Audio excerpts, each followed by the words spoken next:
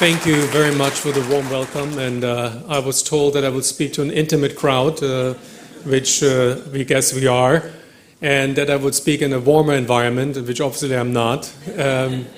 But nevertheless, I took the journey here from sunny Miami, warm Miami, to New York because it's important for me and to speak at a group who dedicated itself so much to not only to keep the memory of the Holocaust alive, but to learn from the Holocaust. And for me, this is a personal story, as you heard, because not being a son of a survivor, but a son of a perpetrator, is a heavy burden. And with that burden, I had to grow up. And growing up in Germany, I was, of course, not aware about what was awaiting me in my life. Born in 1958 in a beautiful town in Germany called Bamberg, which is a historic city nestled between Würzburg and Nuremberg in the south of Germany. A city full of history, untouched by wars, is 1,000 years old. We were made aware as children that history is alive, that history is part of us, that history we need to learn from. But as a child, I learned very early on that certain aspects of history the adults would not talk about. The recent history. And the recent history was very much present. Because I knew as a child already, 7, 8 years old, that there was a war. That there was a war which Germany lost.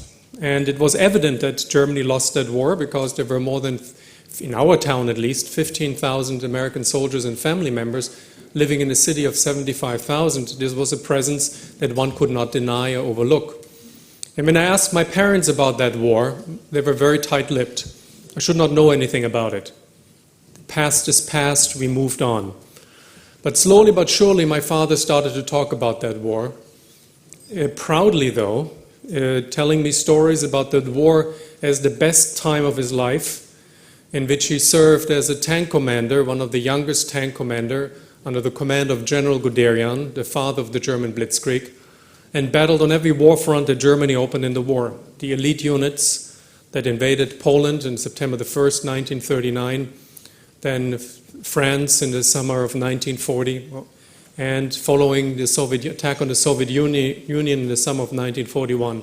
And that's what he told me about that war, is the knight in shining armor story. The man on the tank, the officer on the tank, a young officer storming forward, conquering foreign country.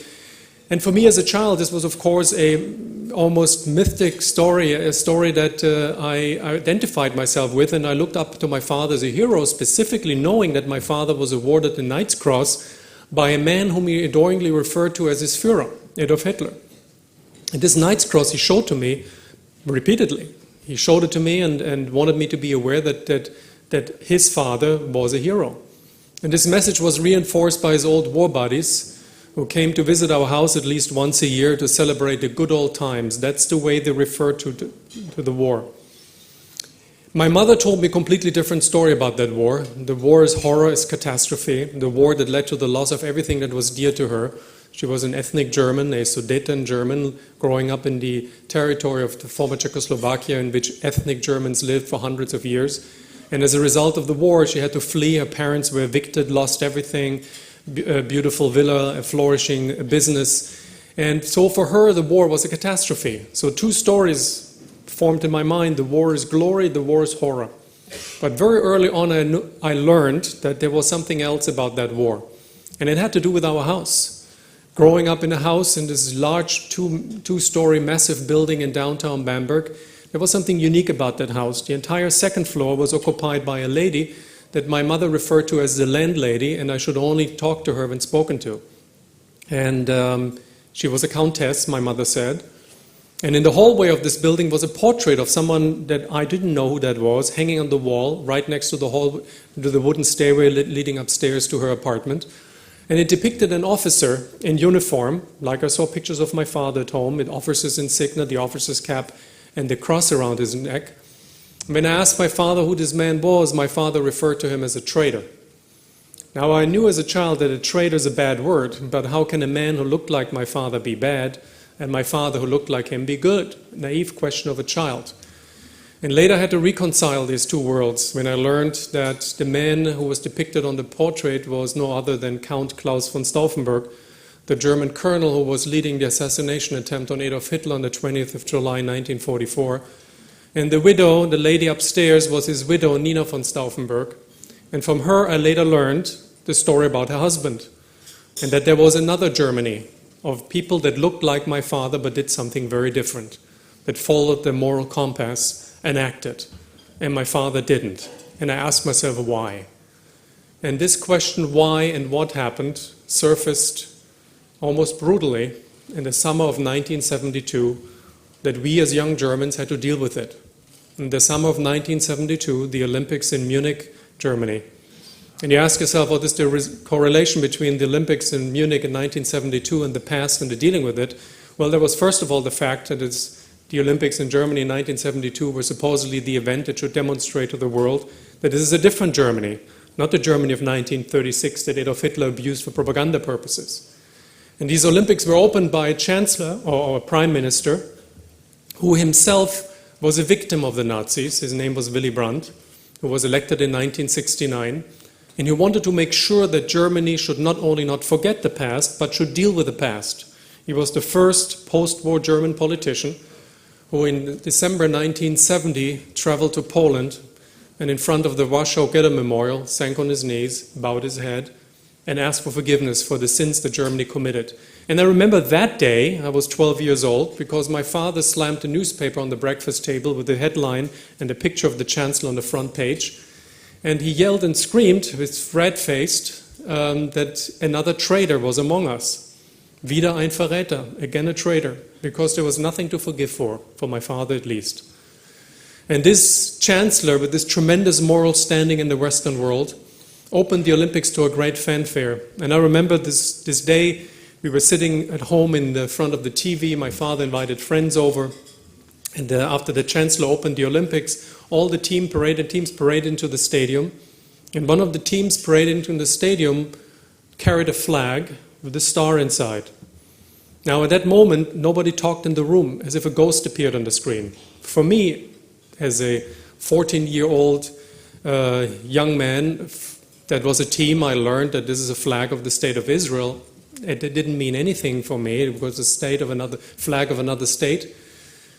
But the reaction of my parents was so funny, and I heard about the history at that point in time. It was not omitted. We learned about it in school, that during the Second World War, which the Nazis triggered, in which 80 million people perished, among them were 6 million Jews. But it was conveyed to us as part of collateral damage of war, not the uniqueness that we later had to deal with. And then 10 days later, the same team that so proudly paraded into the stadium was brutally attacked by a group of Palestinian terrorists. Those of you who remember, the Israelis were taken hostage by a group of Palestinian terrorists in the Olympic Village. The Olympics came to a halt. The German government dispatched highest-ranking government officials to the Olympic Village to negotiate face-to-face with the terrorist leaders. A deal was struck to fly out the hostages with the terrorists to a military airport outside Munich called Fürstenfeldbruck. And unfortunately there, in a botched rescue attempt, all the Israelis were killed. The terrorists, immediately when the firefight started that the German police triggered, killed all the Israelis by hand grenades and by machine gun fire. And the next day in the newspaper there was this picture that changed the direction of my life, actually the reason why I'm standing here. 2 helicopters depicted on the picture on the tarmac, one burned out, the other with the bodies of the Israelis slumped forward over the seat. A big headline, Jews killed in Germany again. And I asked myself, what does that mean? So whom to ask? My father. And I asked my father, what does it mean, Father? And he replied, it means nothing. It's over with them. We're done with them in our house. We don't talk about them. And I was atypical, because he normally would literally involve me in discussions about current affairs and politics to instill my curiosity and foster my knowledge. And here he didn't talk. And in school we started to talk about it. Not only about the past as it was conveyed to us before, but about the Holocaust. The murder, the systematic murder of 6 million Jews, 1 out of every 3rd Jew in Europe, as government policy, by an elected government, as policy of the country of Germany, as the people of Germany represented by its government. And I was shocked. I never heard about it. Now, not only was I shocked, I asked myself the question, what did my father do, the war hero who battled on every war front, a knight in shining armor? And so when I went home, I asked him, Father, can you tell me about the Holocaust? And he looked at me, Bernd, your teachers are communists. The Holocaust is a lie, it never happened. Don't listen to them. Now here I was caught between the rock and a hard place, wanting to believe my father, whom I respected still, but trusting and believing my teachers too. And here I started to learn as much as I could about the past. Not through a Holocaust center, because there was none to learn from, but going into the library. And in the library I learned and read everything that formed my mind and shocked me so much. And I decided to ask my father and find out what happened, because I had a growing suspicion that he knew more than he wanted to tell me. And finally my father, over a series of several conversations that we had over several years, he came out with the truth, first from denial, that he didn't know anything, because the Wehrmacht didn't do anything. He was not SS, he was Wehrmacht, which was a blatant lie. The Wehrmacht was so much involved in the killing of the Jews that ranking officers protested and demanded to halt this campaign. Then to the defending the fact that what happened in the East was a campaign against partisans, i.e. the rules of war don't apply to any combatants, which are immediately questioned because I learned about the murder of more than 1 million children, and I could not unbelieve him telling me this story. And then finally admitted that he knew about the Holocaust, but it had to be done in the name of racial purity, to get rid of the riffraff in the East. And that was the last straw that broke the camel's back, so to say. I didn't trust my father anymore. I turned away from him in disgust. He was not the man I could trust, not the man I could look up to, not the man whose values I could follow. And I started to ask myself the question, why the Jews? Why did Germans in Germany kill Jews? Because I had no idea who Jews were, no idea what Judaism was. And I started a journey, a spiritual journey, a physical journey to explore Judaism, to explore Israel, which led me to Israel. By meeting young Israelis in Germany and being invited by them to visit them. And through their eyes I saw and experienced Israel, specifically through the eyes of their parents. Some of them were Holocaust survivors. And finally I landed, so to say, in Yad Vashem several years later. And in Yad Vashem it opened my eyes, the Holocaust Memorial in Yerushalayim. That 6 million is not a number, but 6 million are 1 + 1 + 1. Individuals murdered in the name of hatred. Hatred that my father still harbored deep in his heart. And I asked myself, why the Jews? And not only why the Jews, but how can the Jews continue living, building their lives, rebuilding their families, rebuilding an old country? Where do they take the strength from? Who are they? And this curiosity in Jews and Judaism led me on my return to Germany to explore Judaism by approaching a Jewish community in my hometown, a small Jewish community, about 30 members, all Holocaust survivors, all were Polish Jews, none of them were from Germany. They just settled in Germany after staying in displaced person camps after the war. And the chair of the Jewish community, his name was Itzhak Rosenberg, accepted me as a Shabbos Goy, which I don't have to explain you what that is. I didn't know what that is. And so I became a Shabbos Goy of a small Jewish Orthodox community and grew into this community as a family of choice. Week by week, holiday by holiday, month by month, I participated in their activities literally by absorption, by osmosis. And slowly but surely, over the course of the years, I grew into this community, or this family of choice, growing apart from my family of origin. And finally, came to the point where I felt more comfortable and more at home in this spiritual world than in the world that I was coming from which I was pushed away also because my parents and my father specifically demanded that I should make a decision where I want to belong to. And 5 years into this journey, I approached the chair of the Jewish community and asked him that I wanted to convert, which he strongly discouraged by showing me his number tattooed on his forearm and saying that this is all what you get as a Jew, is suffering, and I shouldn't do it. But he sent me to a rabbi in Frankfurt to talk me out of it, which he almost successfully did. But he took me under his wings, under his spiritual wings, so to say, and I learned over the next following 2 years I got a formal education in Judaism, and in the fall of 1986 I underwent a formal Orthodox conversion, and that was followed by my decision that I had to leave Germany. I could not stay in Germany anymore. And in January 1987 I made Aliyah. And within 60 days, actually, after I received my conversion certificate, I made Aliyah and arrived in Israel without family, alone, not knowing anything about the language, its people, nobody, and joined the kibbutz. After 6 months, finally learning some Hebrew, I was assigned to a hospital by the Jewish Agency and the Immigrant Absorption Ministry, where I absorbed all the necessary courses that I had to undergo in order to obtain my Israeli license. And then was drafted immediately in the military because I accepted Israeli citizenship on my arrival. And in the military, after 6 months in the military and then joining the officers' course, it hit me hard. Because I remember that moment standing there in front of the Israeli flag after the officers' ceremony, the graduation ceremony, so to say, having my lieutenant wings on the shoulder, and I asking myself, if they find out who I am in uniform, that I'm my father's son, the son of a Nazi, I will be in big trouble. Nobody ever will believe me, nobody ever will follow me, nobody ever I can command because I'm a fraud. Yes, I was proud to be a Jew, but I was ashamed to be my father's son. And I concealed that fact from anybody, including friends, my wife, their family. I concealed my past. I literally threw my past in a closet and tried throwing away the key. And that was, of course, a bad idea. Because years later, when we were living in the United States, where I underwent my specialty training, my son, who is now 24, asked me a simple question. He was 14 years old, 10 years ago. He asked me a simple question. His name is Tal. Dad, who is my grandfather?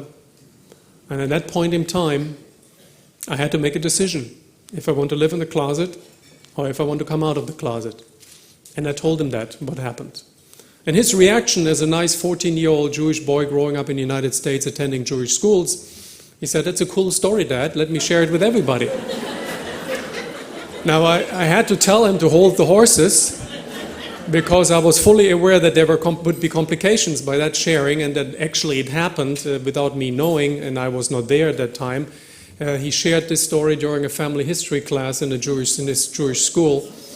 I was told that he raised his hand, and when this question came, what did your grandfather or grandparents do? He blurted out, "Yeah, my grandfather was a famous Nazi."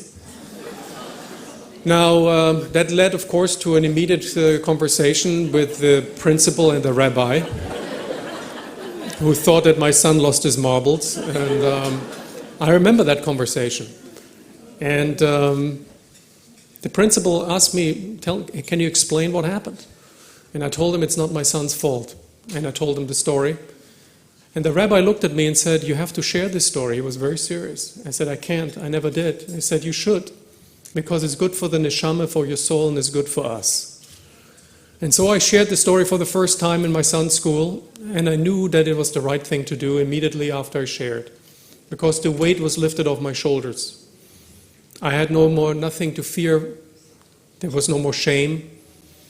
But there was only one question left. What happened? Why did I never close the circle of life that I opened so many years ago? And I never dared to close. I had to go back home. Home was Germany. And also, after almost 20 years, I took my son and I visited my parents at the only place I knew I could visit them, the cemetery. And ironically or tellingly, I found their grave located almost 2 to 3 rows parallel to the wall that separates the Jewish from the Christian cemetery. Even today it's kind of eerie when you visit my parents' grave. You can find it in the cemetery in Bamberg. And there, standing in front of my parents' grave, I was speechless. I didn't know what to say.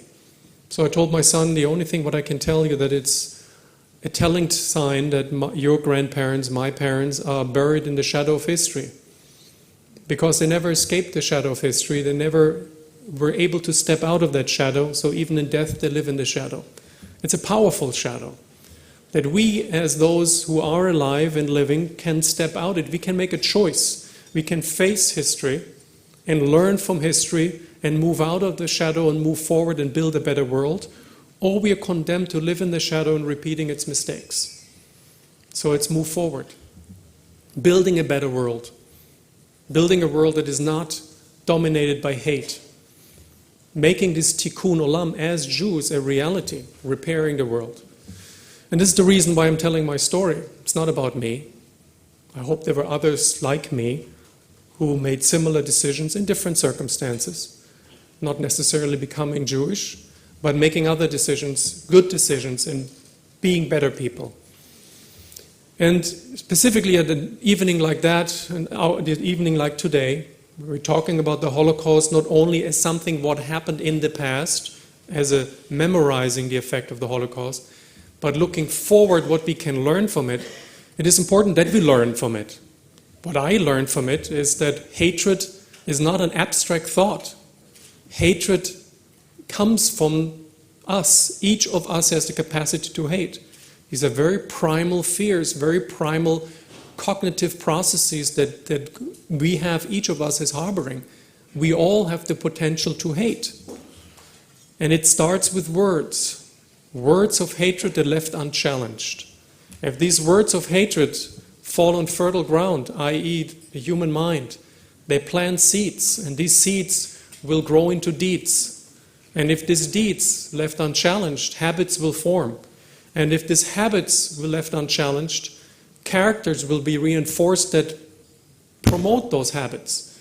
And if these characters will create social norms, then it explains, but not excuses, that entire people look away.